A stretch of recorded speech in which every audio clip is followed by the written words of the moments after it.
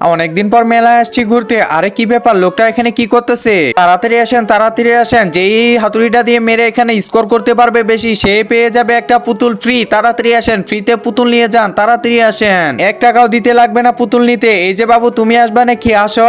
আরে ফ্রিতে পুতুল দিচ্ছে, তাড়াতাড়ি তো আমাকে গিয়ে নিতে লাগবে। তুমি যদি পুতুল নিতে চাও তাহলে তোমাকে এখানে মারে স্কোর করতে লাগবে, তাহলে তুমি ফ্রিতে পুতুল পেয়ে যাবা।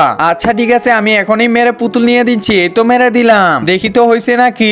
আরে কি ব্যাপার, স্কোরিতে উঠেনি, তুমি আরেকবার চেষ্টা করো। আচ্ছা ঠিক আছে, এই তো উঠে দিলাম। আরে এবারও হয়নি। না না, তোমার দ্বারা হবে না, তুমি যাও। আরে আঙ্কেল, আমার দ্বারা হয়নি। আচ্ছা ঠিক আছে, আরেকবার চেষ্টা করি। না না, এখানে আবার চেষ্টা করার অপশন নেই। আচ্ছা ঠিক আছে, আমি চলে যাচ্ছি।